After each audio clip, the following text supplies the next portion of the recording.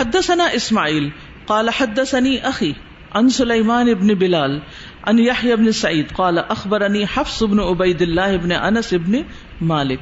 کہتے ہیں کہ مجھے حفص بن عبید اللہ بن انس بن مالک، یہ انس بن مالک کے کیا لگے؟ پوتے، شابش. انہوں نے روایت کیا ہے انہ سمع جابر بن عبد اللہ رضی اللہ عنہما، کہ انہوں نے یہ بات جابر بن عبداللہ رضی اللہ عنہما سے سنی.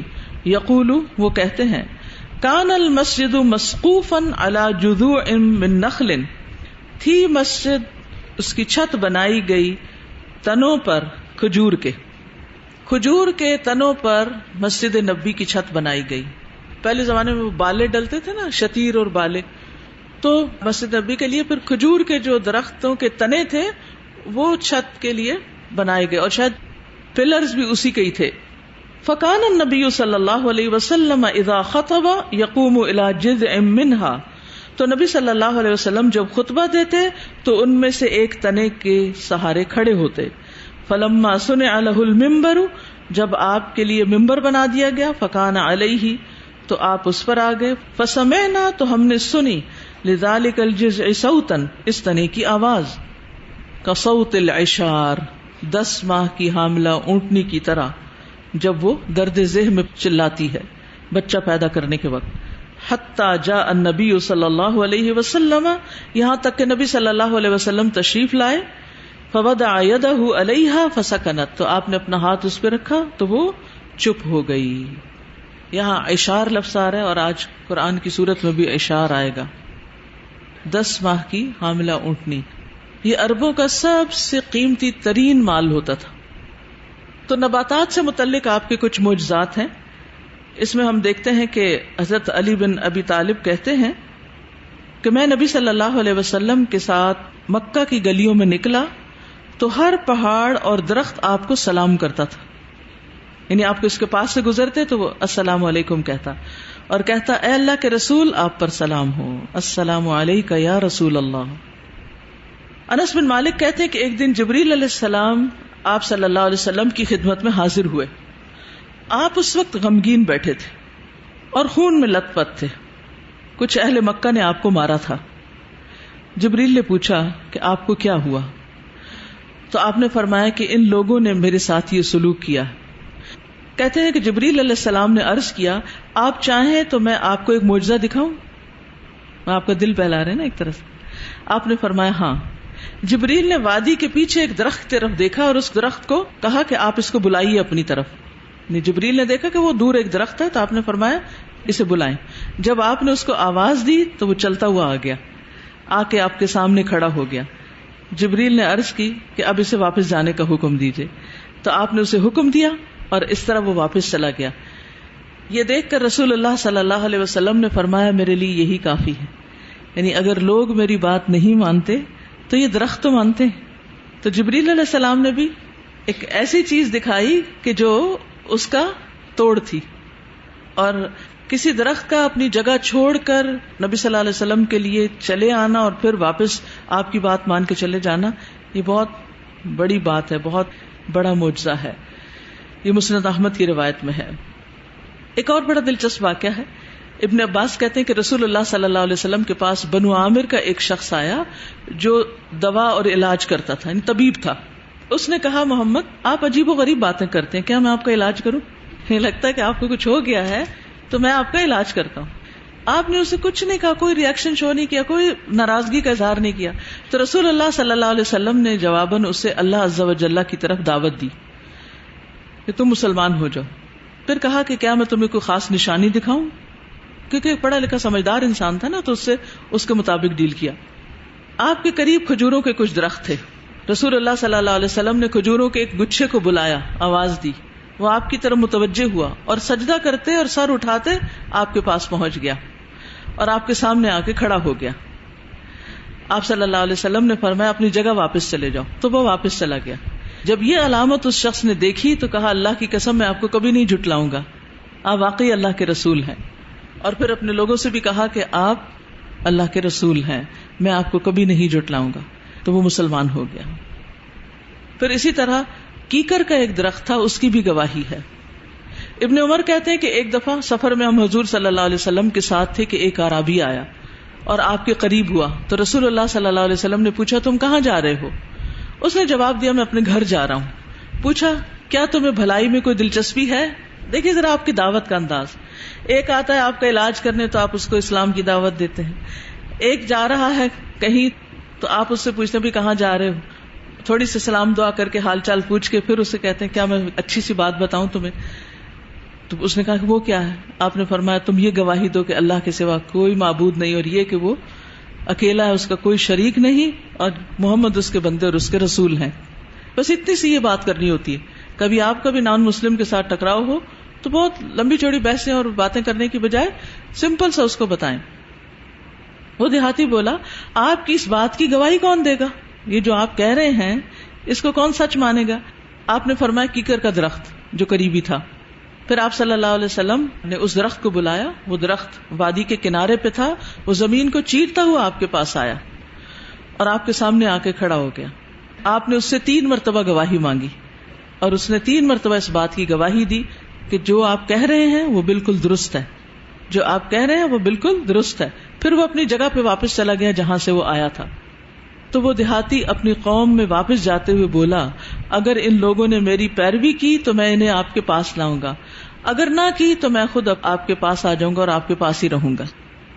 تو وہ شخص مسلمان ہو گیا اس نشانی کو دیکھ کر، لیکن فوراً ہی جا کر اس نے کیا سوچا کہ میں اپنی قوم کو بھی دعوت دوں۔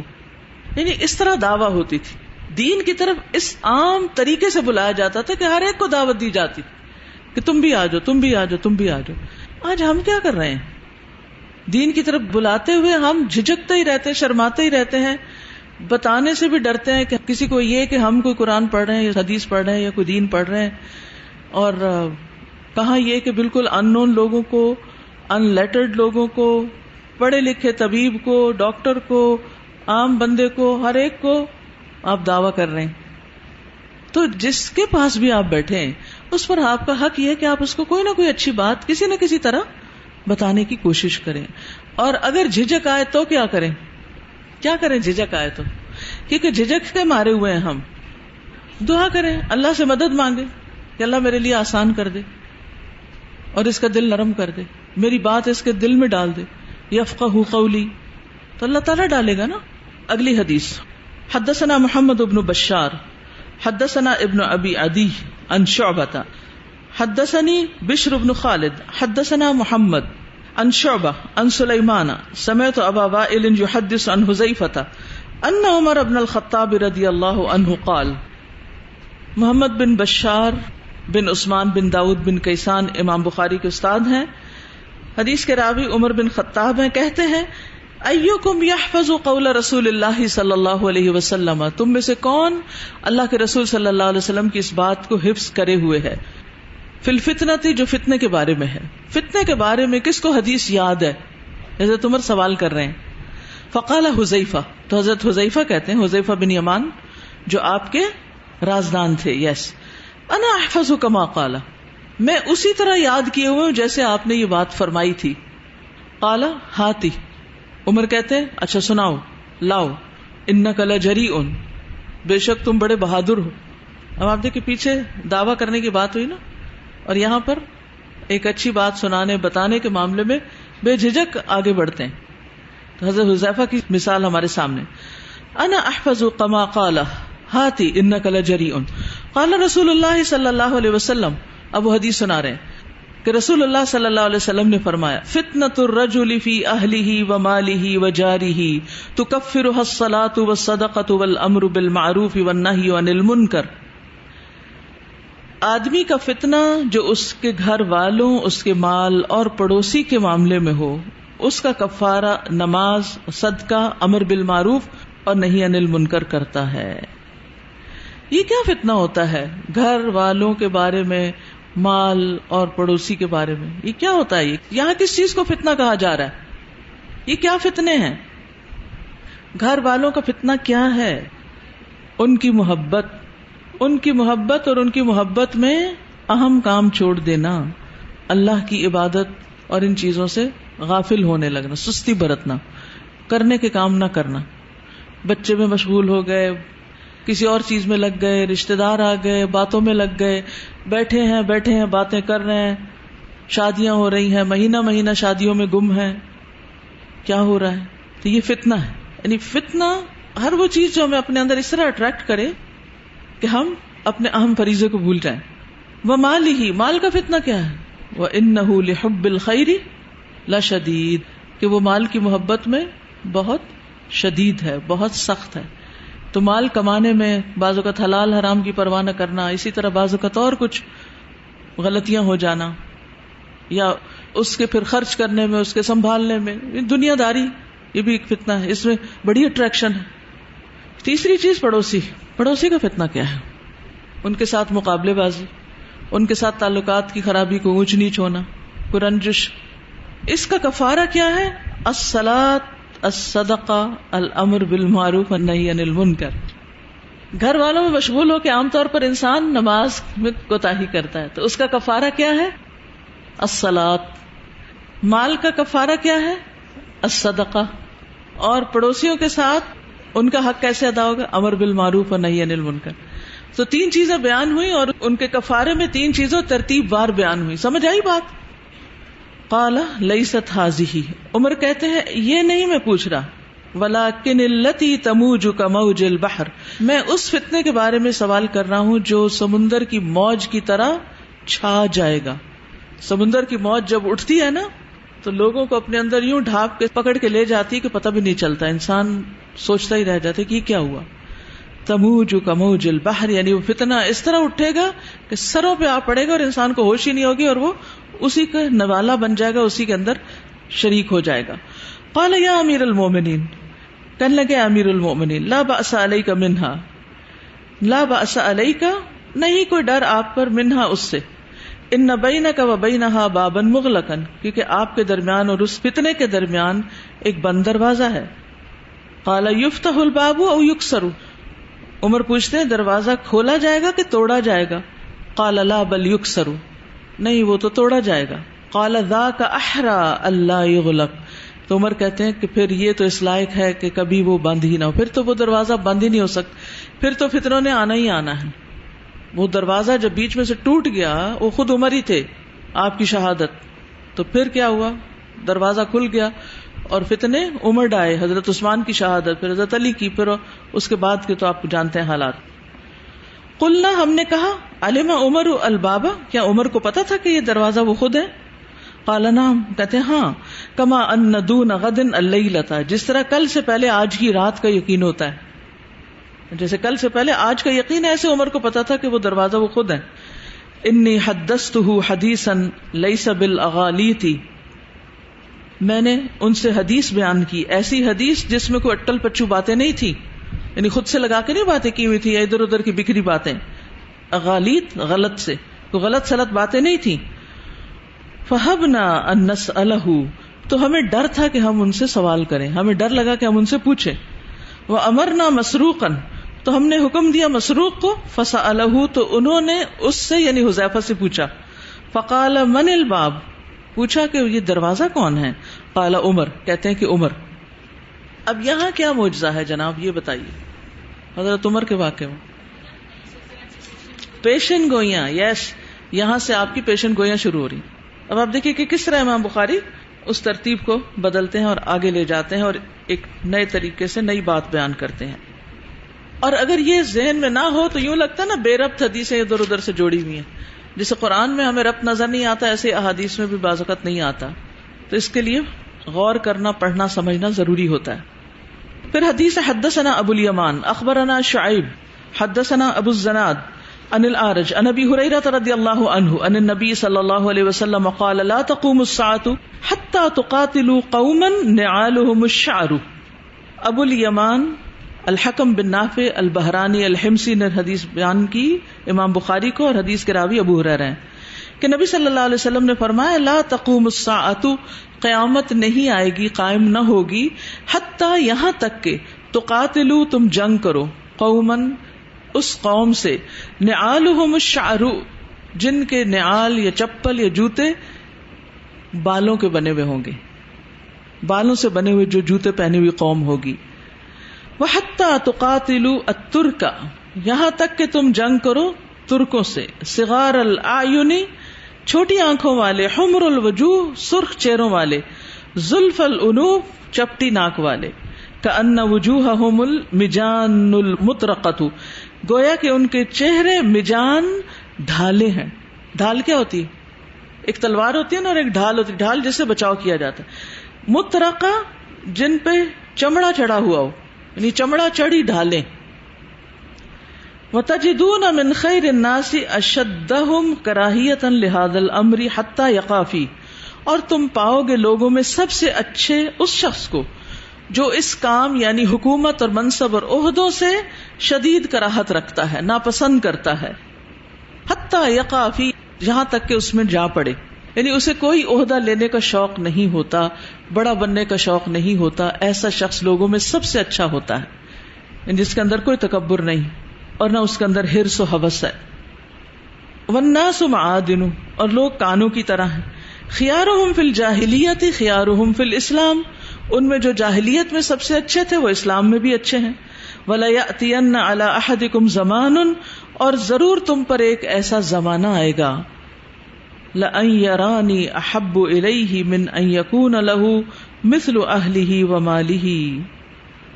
وَلَيَأْتِيَنَّ عَلَىٰ أَحَدِكُمْ زَمَانٌ، ایسا زمانہ ضرور آئے گا کہ لَأَن يَرَانِي، کہ وہ انسان مجھے دیکھنا چاہے، أَحَبُّ إِلَيْهِ، اسے زیادہ محبوب ہوگا، مِنْ أَن يَكُونَ لَهُ، کہ ہوں اس کے لیے، مثل أَهْلِهِ وَمَالِهِ، اس کے گھر والوں اور مال جیسے. یعنی مراد اس سے یہ ہے کہ ایک وقت ایسا بھی آنے والا ہے کہ ایک شخص یہ چاہے گا کہ میں اپنا سارا گھرانہ اور مال قربان کر دوں نبی صلی اللہ علیہ وسلم کی ایک جھلک دیکھنے کے لیے. یعنی وہ اتنا زیادہ آپ سے محبت کرتے ہوں گے. اور ہم دیکھتے ہیں کہ یہ پیشن گوئیاں جو بھی تھی یہ ساری کی ساری پوری ہوئی.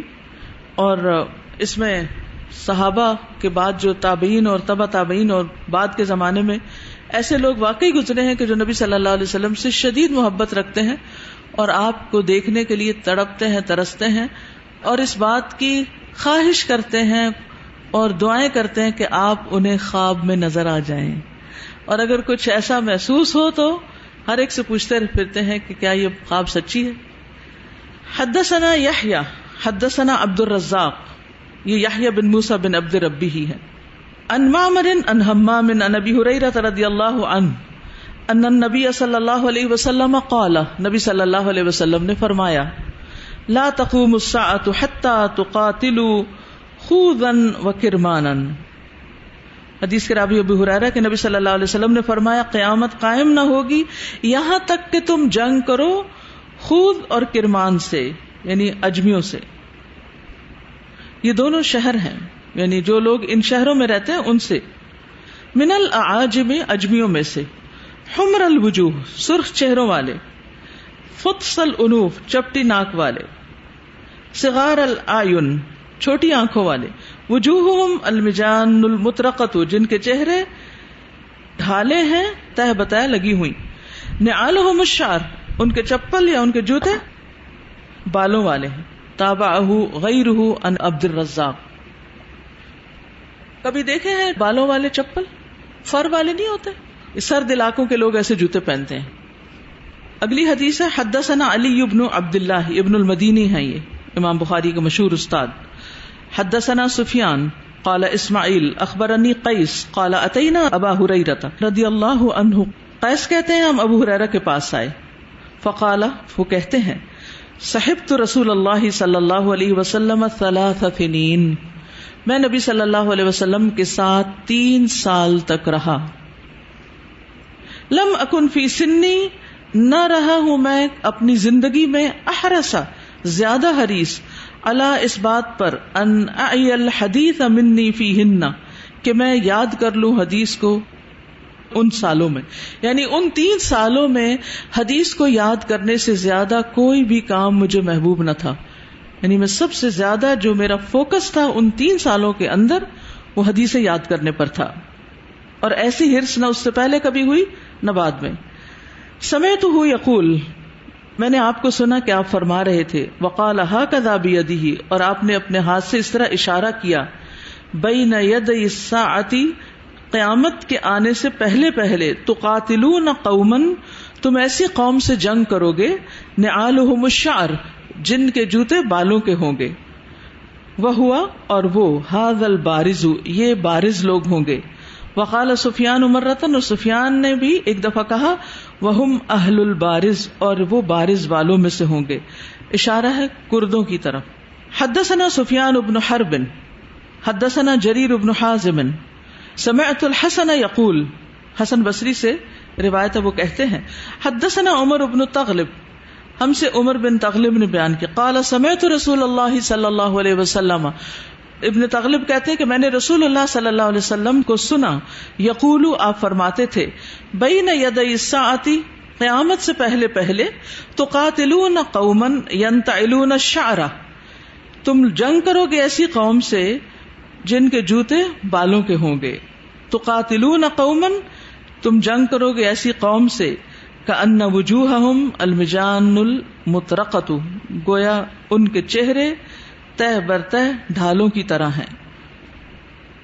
حدیث کا معنی پیچھے گزر چکا۔ حدثنا الحکم بن نافع اخبرنا شعیب عن الزہری قال اخبرنی سالم بن عبد اللہ ان عبد اللہ بن عمر رضی اللہ عنہما قال سمعت رسول اللہ صلی اللہ علیہ وسلم یقول تقاتلکم الیہود فتسلطون علیہم ثم یقول الحجر یا مسلم ھذا یہودی ورائی فاقتلہ۔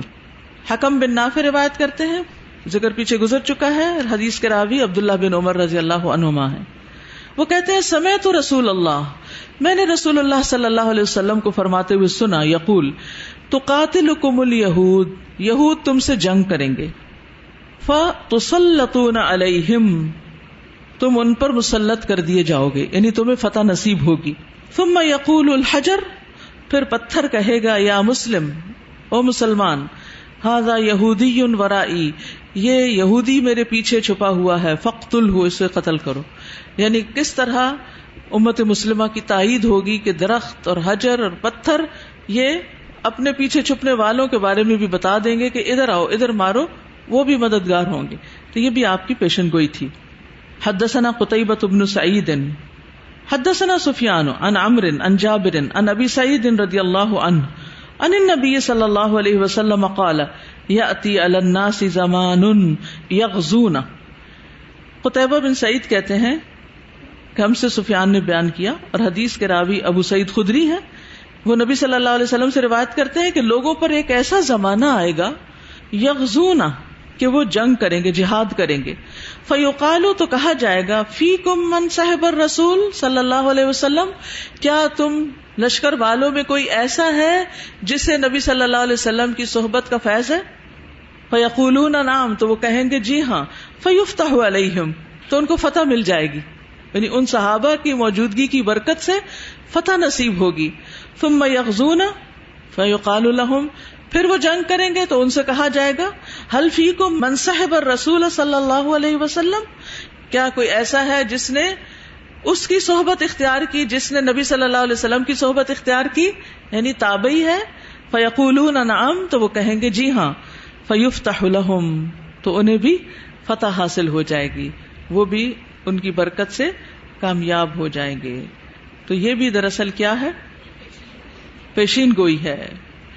تو اس جنگ سے متعلق نبی صلی اللہ علیہ وسلم کی پیشن گوئیاں ہیں جو ترکوں سے ہوں گی، اجمیوں سے ہوں گی، یعنی ان لوگوں کی خصوصیت بتا کر میری امت کے کچھ لوگ زیریں علاقے کی زمین میں اتریں گے جسے بصرہ کہتے ہوں گے، جو دریائے دجلہ کے پاس ہوگا، اس پر ایک پل ہوگا، اس کی آبادی بہت زیادہ ہوگی، وہ مہاجروں یا مسلمانوں کا شہر ہوگا۔ جب آخری زمانہ آئے گا تو بنو قنطورہ ترک آئیں گے جو چوڑے چہروں والے، چھوٹی آنکھوں والے ہوں گے، یہاں تک کہ وہ نہر کے کنارے اتریں گے، تو اس کے باشندے 3 گروہوں میں منتشر ہوں گے۔ ایک تو بیلوں کے دموں اور جنگلوں میں نکل جائے گا اور ہلاک ہو جائے گا، دوسرا گروہ دنیاوی نفع اختیار کرے گا، کافر ہو جائے گا، تیسرا گروہ اپنی اولادوں کو پیچھے چھوڑ دے گا اور وہ ان کافروں سے قتال کرے گا، یہی لوگ شہداء ہوں گے۔ آخری زمانے کی بات ہے، اور یہ علاقہ کون سا بنتا ہے؟ عراق کا علاقہ بنتا ہے۔ اسی طرح دیگر فتوحات کا بھی ذکر ہمیں ملتا ہے۔ کہ کس طرح لشکر اکٹھے ہوں گے اور کس طرح مختلف طرح کی جنگیں ہوں گی اور کیسے کیسے حالات ہوں گے. یہ دراصل آپ کی سب پیشن گوئیاں ہیں. وآخر دعوانا ان الحمد للہ رب العالمین. سبحانک اللہم وبحمدک اشہد ان لا الہ الا انت استغفرک واتوب الیک. السلام علیکم ورحمۃ اللہ وبرکاتہ.